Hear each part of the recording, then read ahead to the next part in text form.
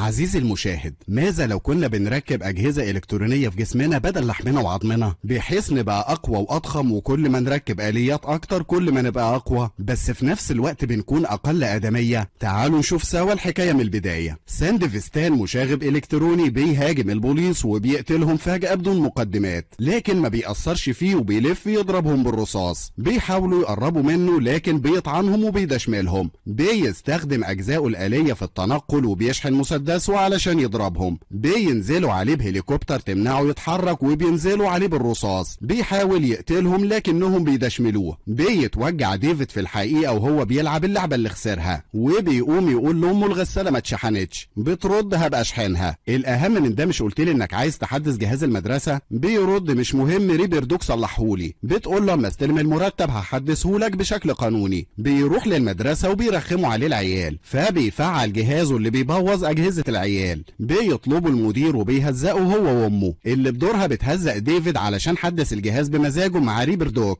بيقول لها ما انت اللي ما دفعتيش. ردت لما استلم المرتب هحدثهولك، اهو دلوقتي طالبين الضعف علشان الأجهزة اللي باظت بسببك. بيعرض عليها انه يسيب المدرسة ويشتغل. بتعارض قراره، فبيقول لها ما انا مش هنفع معاهم، دول اغنياء وبيعايروني بفقري وعايزين يخلوني زيهم وانا مش عايز ابقى زيهم. بتسأله هي بتعيط امال انا تعبة نفسي ليه وطالع عيني في الشغل ومدخلاك مخصوص المدرسة دي ليه؟ ما عشان انت ذكي وموهوب وهم بيضايقوني زيك. مش هنثبت لهم انهم غلط وهنعيش في اعلى برج في اراسكا. فجأة بيتعرضوا لهجوم بالرصاص علشان محشورين بين عربيتين. بيتعاركوا فبيتكسر ازاز عربيتهم. بتنفجر عربية قدامهم وبتخبط فيهم فبيعملوا حادثة. بيفوق ديفيد وبيحاول يستنجد بفريق الصدمات، لكن بيتصدم انهم سابوهم علشان مش مسجلين كعملاء. بيحاول يخرج ينقذ امه وهي بتنادي لكن بلا هدف، لحد ما بيتم انقاذهم وبيعرف ان امه في غيبوبة بعد ما العملية نجحت. وبيطلب منه الدكتور يدفع التكاليف في خلال 3 ايام. بيرجع بيته بيلاقيه مقفول علشان الايجار مش مدفوع. بيدخلوا من باب تاني وبيلاقي فلوس فبيدفعها لتكاليف العلاج. بيلاقي اجزاء آلية من مشاغب فبيسأل بتتباع بكام؟ ما بيعجبوش السعر فبيرفض. بيروح للمدرسة تاني يوم فبيضايقوا العيال المتنمرة وبيتهم امه وبيغلطوا فيها. بيزقوا كاتسو المتنمر وما بيرضاش يبعد عن طريقه وبيوقعه. بيقوم ديفيد علشان يضربه، لكن بيصده كاتسو وهو بيفتخر انه مركب اجزاء آلية مقوياه. وبينزل بالبوكسات عليه في كل جزء من جسمه وبيركله ركلة توقعه. بيوصل لديفيد خبر ان امه ماتت بسبب الارهاق. بيحرق جثتها وبياخد البواقي يروح بيها على البيت. بيسأل عن سعر الاجزاء الآلية بتاعت ساندفستان علشان يبيعها ب10، لكن بيستهبل معاه المشتري فبيرفض يبيعها. بتوصله رسالة من كاتسو بيقول له كلام يضايق عن امه الميتة، وانه لازم يونسها في قبرها ويموت هو كمان. بيتنرفز وبياخد اجزاء ساندفستان على ريبر دوك وبيطلب منه يركبها في جسمه. بيقول له جسمك مش هيستحمله بس بيوافق، بشرط ان لما دماغ ديفيد تتاكل من كتر استخدامه لساندفستان ساعتها هياخده مجاني منه. بيعمل له العملية وبيركب له الساندفستان. بيمشي من عنده يروح للأكاديمية يوقع كاتسو من على الكرسي في وسط محاضرته وبيتحداه. بيفعل كاتسو أجزاءه الآلية وبيضرب بوكسات فبيتفاداه ديفيد في لحظة وبيلف حواليه لحد ما بيسدد له قبضة في ثغرة من جنبه بتكسر له مناخيره. بيترعب كاتسو منه وبيهدده بإنه هيفصله ويطرده. بيسيبه يصيح وبيرجع لبيته بعد ما شاف غله. بيتعرض فيديو الاعتداء على مدير المدرسة اللي بيعرف إن الساندفستان دي بتاع جيمس نوريس، وبما إن مفيش أعراض جانبية عليه بعد ما ركبه فيعتبر عينة ممتازة لتجربة منتجهم. بيحاول المدير يتصل بيه ويرجعه للمدرسة، لكن بيكنسل ديفيد وبيخرج يركب المترو. بيلاحظ لوسي اللي بتسرق شرايح الناس منهم وبتمد ايديها تسرق شريحته بسرعة لكن بيوقعها. بتتفاجئ وبتاخده على جنب تجبره يشتغل معاها علشان اكتشف انه مركب ساندفستان وهتاخد هي 80% وهو 20%. بيعترض فبتقول له خلاص انا 70% وانت الباقي. بيساعدها في سرقة الشرايح وبيستخدم قوته كتير لدرجة بتخليه ينزف من مناخيره والارهاق والضغط. بتنقله يتعالج، وبعد ما بيعالجوا المسؤول بيهددهم بالمسدس ان الساندفستان بتاعه يساوي آلاف. بتخبطه لوسي بالسرير في بطنه وبتمسك السرير الجرار تخرجه من العربية في وسط الطريق وبتسوقه لحد ما بيغمى عليه وبيقول لها وديني عند ريبر دوك، اللي بيتصدم انه استخدم قدرته 8 مرات في اليوم. وبيديله ادوية مع التنبيه عليه ان جسمه مش هيستحمل، واقصاها يستخدم قدرته 2 3 كحد اقصى. حتى لو جسمه استحمل فعقله هيتاكل مع الوقت. بيخرج من عنده وبتاخده لوسي لبيتها، فبيلاحظ وجود بوستر للقمر. بيتريق على ان معظم الناس الناس بيحاولوا يستفيدوا منه ويحولوه لحاجة مفيدة. بيحكي لها عن امه حلمها في انه يدخل الاكاديمية المرموقة دي ويخلص تعليم فيها، فبتقول له ده حلم مامتك مش حلمك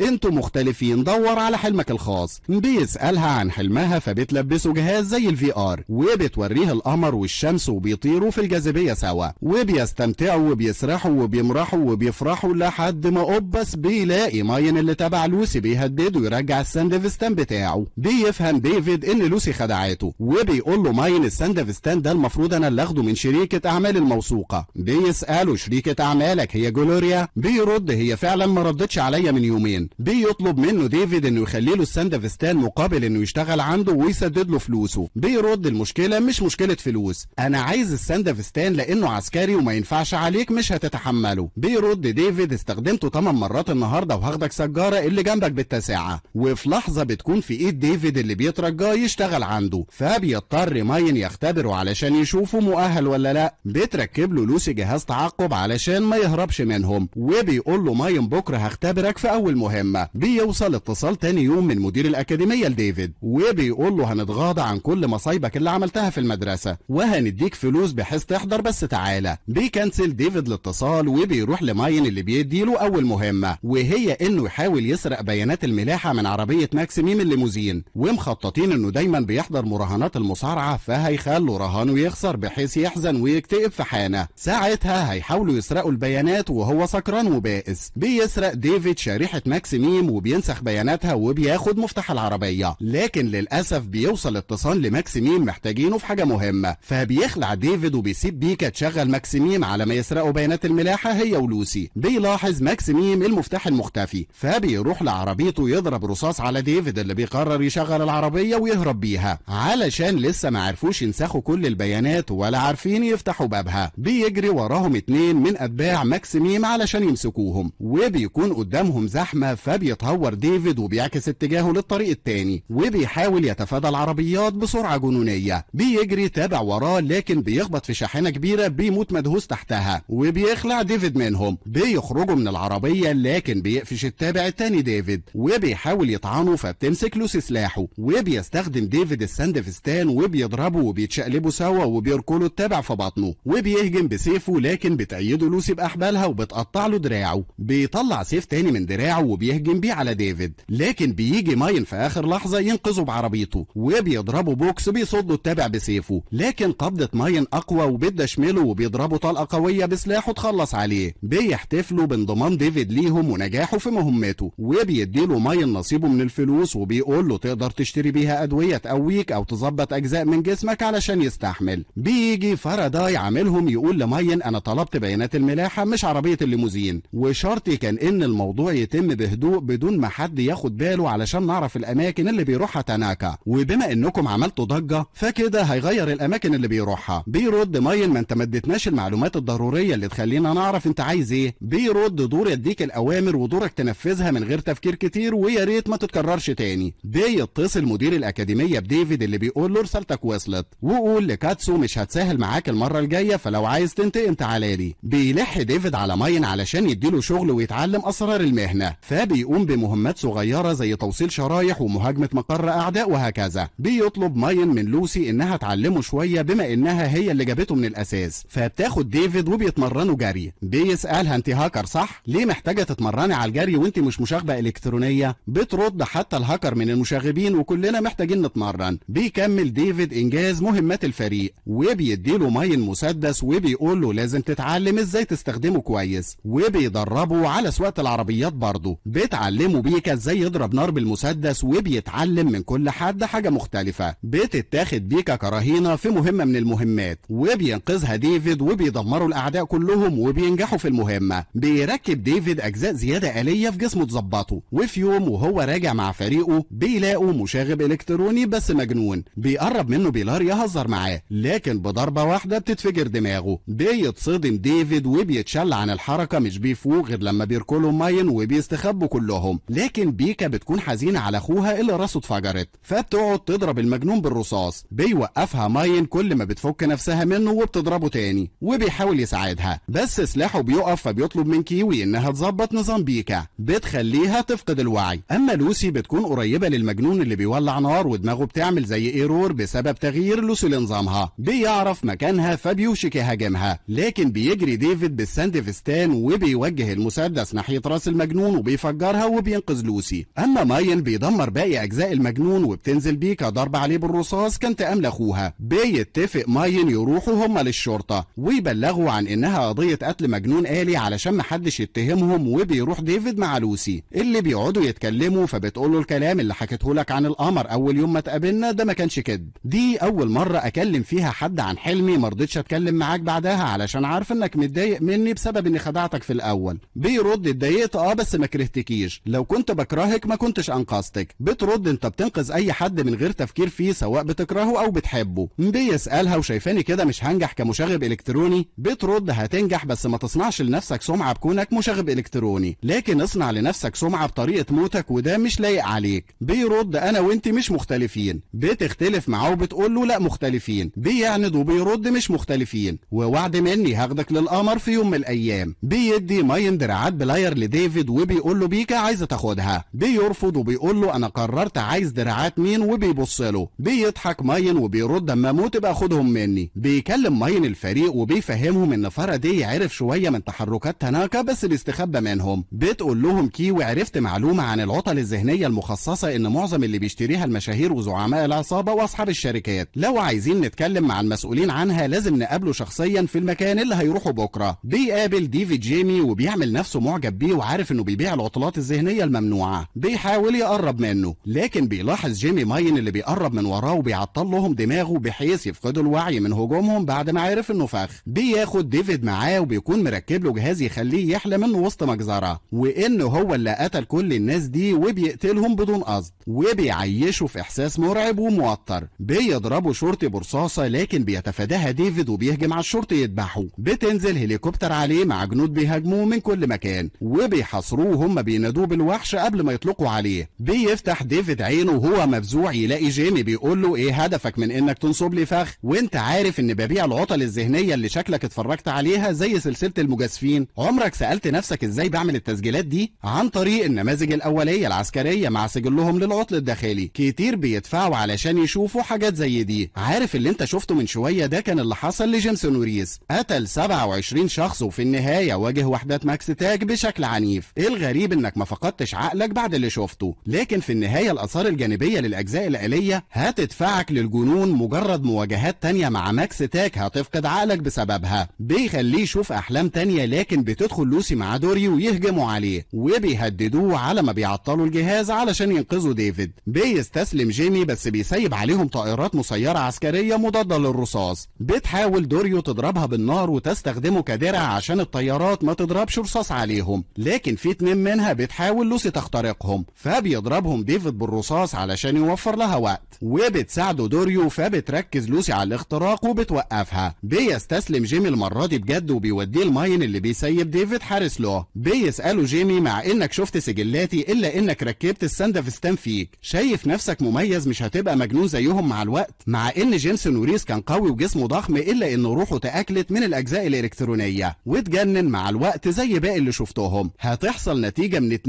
يا اما هتفقد عقلك يا اما هتموت قبل ما ده يحصل، مفيش وسط. بيوصل تناكا لمكان جيمي علشان ياخد الشرايح التسجيليه لكن بيحصروه كلهم. بيحاول يتصل بالعمليات الخاصه لكن بيكونوا مشوشين عليه الاتصال فمش بيوصل. بيرفع ايده كاستسلام لكن الحقيقه بيخرج رصاص منها وبيهاجمهم بيه. بيحاولوا يتفادوه فبيندفع ناحيه ماين بينزل فيه ضرب بالبوكسات والقبضات والركلات وبيضربه بقبضاته بعنف في بطنه. بينطلق ديفيد بالساندفستان يبعده عن ماين وساعتها بيوجه ماين اقوى قبضه عنيفه لوش تاناكا اللي بيدشمل. بيبص ويلاقي جيمي مات بسبب رصاصه من رصاصات تاناكا صابته. بيضحك لديفيد قبل ما يتقطع نفسه الاخير فبيتخض. بيوصل انذار فريق الصدمات وان جيمي متامن على حياته منهم فبيخرجوا بسرعه من المكان قبل ما يوصل الفريق. بيسرح ماين وسط ذكرياته زمان. فجاه بيتقطع افكاره ودوريو بتديه اكل فبتقع العلبه منه بسبب ان اعصاب دراعه الآلية بقت بايظه. فبتقول له قلل من الكروم اللي بتاخده حتى لو بيزود لك قوتك وبيظبطك، الا انه مع الوقت بيدمر اعصابك. بيعاند وبيحقن نفسه بيه برضه. بتزعق له فبيتعصب عليها وبيقول لها سيبك من ده المهم تناكا. بترد كيوي بتحاول تخترق مخه لكن فجاه بتفقد وعيها وبتنزف. بيبص ماين لايده يلاقيها مليانه مليانه دم فبيستغرب وبيقول لهم هو في ايه، احنا بنتعرض للهجوم ولا ايه؟ بيضربوا فالكو في وشه. بتتصل دوريو بديفيد ولوسي وبتقول لهم ماين فقد وعيه لثواني وهاجم كيوي ومحتاج نكشف على عقله. بيرفض ماين وبيخرج من المكان يحقن نفسه تاني، فبيلحقوا ديفيد يسأله انت اكيد مش هتتحول لمجنون آلي صح؟ انت كويس صح؟ بيزعق ماين فيه وبيقول له ما تفتكرش نفسك اسرع مني علشان مركب الساندفستان اللي في الاصل كان ليا. بيرجع ديفيد يلاقي لوسي متوتره وبتاخده على جنب تقول له ثق بيا وقول لي ان اقدر اعملها واخترق دماغ تاناكا حتى لو محاطين باراساكا اللي في لحظه ممكن يعرفوا مكاننا. بيطمنها انه واثق فيها فبتقرر تعملها مقابل ان ديفيد يبقى معاها وماين ينسحب. بتوافق وبتقوم لوسي بالاختراق مع ديفيد. اما دوريو مع ماين اللي بيوصل له اتصال من فاراداي بيساله هم ليه اتاخروا في استخراج المعلومات وان تاناكا من مديرين اراسكا اختفى، يعني مفيش وقت للغلطات دي، مهمه صعبه. فجاه الشاشه بتشوش في مخ ماين وبيفقد وعيه. اما تاناكا بيرجع لوعيه وبيترجى ديفيد انه ما يموتهوش وانه عارف كل حاجه عنه وهو اللي لغى طرده علشان اراسكا محتاجاه وفي مستقبل مشرق وغني مستنيه لانه ثروه قيمه. لوسي بتوصل لنقطه مهمه في دماغ تاناكا وبتركز في مهمتها. اما ديفيد بيقول له مش هخون فريقي. بيرد عليه مش ملاحظ انهم بيستغلوك، اتصل باراسكا هنخلص كل ده في 5 دقايق. بيسألوا ديفيد واراسكا مش هيستغلوني يعني؟ بيرد مهما رحت وهربت فاراسكا هيلاقوك ومستقبلك هيبقى في شركتها الكبيره. بيتشتت ديفيد وبيفوق ماين فبيوصل لمكانه هو ودوريو وبيهزقوه انه ما حقنوش المخدر، فبيحاولوا يفصلوا وعي لوسي عن تاناكا قبل ما يموت. بيلطش ماين ديفيد على غلطته فبيرد عليه بالكلام انه ضرب كيوي وخلى لوسي في الوضع ده. بتوقف دوريو خناقاتهم بان جهاز التشويش اتحرق وفريق الصدمات الخاص بتاناكا وصل له الانذار. بيجهزوا العربيات بسرعه علشان يهربوا وبتفوق لوسي بتسال عن الوضع فبيقول لها تاناكا كان هيموت بس لحقناه. بتتفزع وبتقول له ملهاش لازمه ما لقيتش اي بيانات في مخ تاناكا. بيتوتر فبيحاول يتصل بماين ودوريو علشان يقول لهم يرجعوا ملهاش لازمه ينقلوا تاناكا، لكن ما بيوصلش الاتصال لانهم بيكونوا بيتعاركوا مع فريق الصدمات اللي وصل. بيحاول ديفيد يساعدهم لكن ما بتستحملوش لوسي انه يخرج بره العربيه وبتقول له مش عايزين تضحيات زياده. بيسالها يعني مش هتقولي لي انا واثقه فيك وفي قدراتك زي ما قلت لك؟ وفي لمح البصر بيسيب لها العربيه. في نفس الوقت ماين بيفقد السيطره على نفسه لدرجه بيهاجم دوريو اللي بتتفاداه وبتحضر الحقنه وبتندفع ناحيته تحقنه. ساعتها بيضرب بالمسدس في رقبتها وبتتضرب بالرصاص من فريق الصدمات في نفس الوقت. بيهلوس ماين على الاخر بعد ما قتل دوريو بنفسه وبينزل تقتيل في الباقي بدون رحمه ولا وعي. بتكلم لوسي ديفيد بتقول له ارجع علشان ماين فقد عقله وهيستدعوا له ماكس تاك. بيكمل ديفيد لحد ما بيوصل لماين اللي بيقول له دوريو ماتت وانا حصد الارواح بيناديني ما بقاش امل لانقاذي فما تحاولش. بيتاثر ديفيد وبيحاول يتمسك باي خيط امل بس ايده بتترعش حتى وهو بيفكر يدافع عن ماين وينقذه. بتوصل قوات ماكس تاك وبيضربوا ماين بيدمروه فبيعيط ديفيد وبيصيح بعد ما استخدم الساندفستان ورجع للعربيه مع دراعات ماين الآلية. بعد فتره بيقوم ديفيد بالمهمات ومهمته المره دي مع بيكا ومبتدئ لسه منضم لهم. بيقتحموا مكان العدو وبتشوش كيوي على دماغتهم فبيهجم ديفيد والباقي عليهم وبيقتلوهم. بيدخلوا مكان فيه مشاغب الكتروني ضخم فبيستخدم ديفيد الساندفستان وبيقرب منه لكن بيلاحظ المشاغب وجوده وبيهجم فبيتفاداه ديفيد وبينط برجله من وراه بيدمر له دماغه بسلاحه. بيتحمس المبتدئ وبينطلق لقدام قبل ما ديفيد يقول له استنى ممكن يكون في فخ،